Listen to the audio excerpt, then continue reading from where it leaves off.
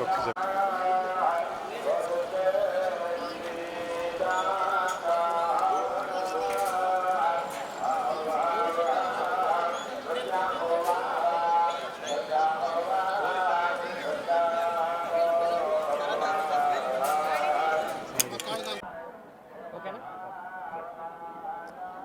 నమో వెంకటేశాయ. స్వామివారిని ఈరోజు నా జన్మదినాన ఆయనకి నా ప్రణామాలు అర్పించుకోవడానికి, ఆశీస్సులు స్వీకరించడానికి కుటుంబ సమేతంగా రావడం జరిగింది. రాష్ట్ర ప్రజలు, దేశ ప్రజలందరినీ కూడా స్వామివారు చల్లగా చూస్తూ సకాలంలో వర్షాలు కురిసి రైతాంగం అంతా కూడా సుఖశాంతులతో ఉండాలని ప్రార్థించడం జరిగింది.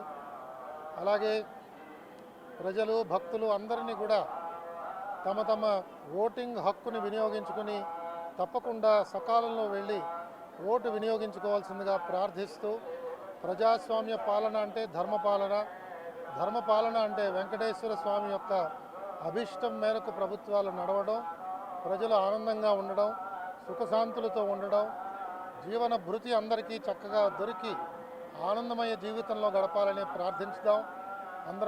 అందరం కూడా అది సాధించడానికి ఉపక్రమిద్దాం. ఓం నమో వెంకటేశ్వర.